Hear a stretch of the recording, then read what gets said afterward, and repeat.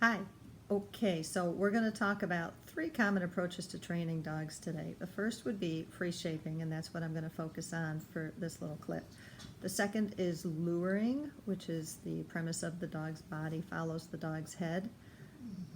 The third is molding, which is where we physically put the dog into position.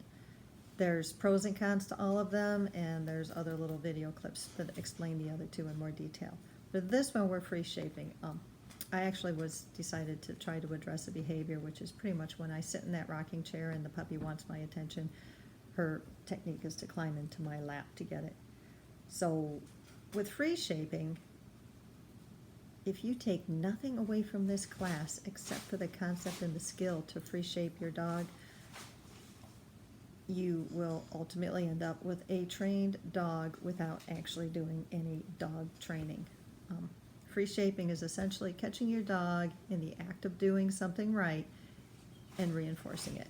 Just something the dog likes in exchange for some random behavior that she offers all by herself, just in the course of being a dog and living in your house.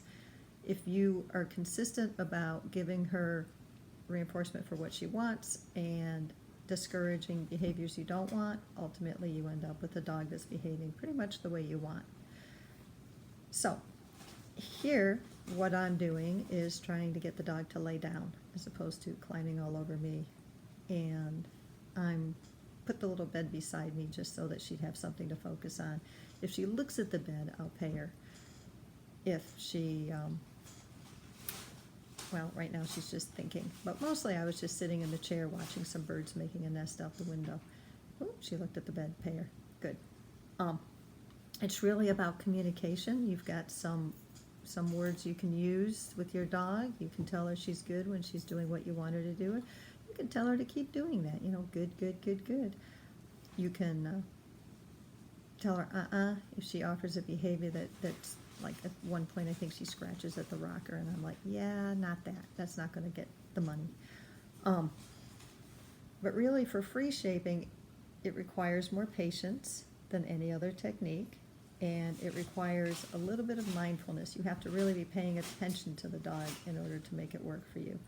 You notice, oh, there you go, she sat, so she's going to get paid. I'm throwing the treats on the bed.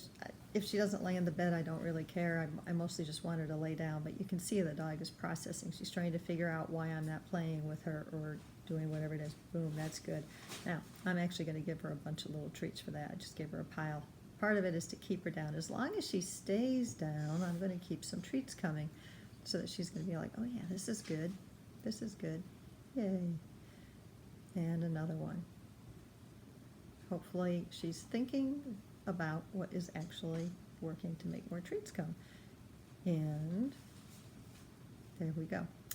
So she doesn't know this yet, but it certainly is a step in the direction. And if we consistently do this, if every time I'm sitting in that chair and she comes up and just lays beside me, we're both going to be a whole lot happier over the course of time. She'll be like, oh, the lady's in the chair. Good things happen if I lay beside her. You can do it in a little corner like this, but ultimately, once you do that, one of the things we do with service dogs is we take them into public areas and places where they'll be, we call it puppy walking, really. I call it like training by boredom. You just wait till the dog acts calm and lays down, and then we pay him. And clearly she has not bridged that that's what it was getting for her because she hasn't popped right back down again. But she's still engaged, she's still thinking, and she's still trying to figure out this new game, which for the dog, actually for any dog or for this dog, attention's a big deal. Now, one of the drawbacks to this is it takes a lot of patience. Another thing is if my reward is not engaging enough for the dog will probably just walk away. If the dog walks away, then either I'm not giving her enough reinforcement, in which case you want to reduce what you're paying for. I might pay her just to look at the bed. I might pay her, there you go, this would be don't do that. Nice try, it's not going to get you pay. And she's like, well, but I was so cute. Let me try this side. Let me try that side. And she's going to sit. Probably going to pay her when she stops scratching simply because I don't want her just on the one side. I want her anywhere. Here we go.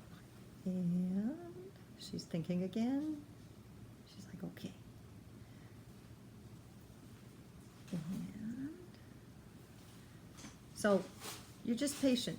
You just wait until the dog gives you what you want. And when the dog gives you what you want, you can make sure the dog is making it worth her while.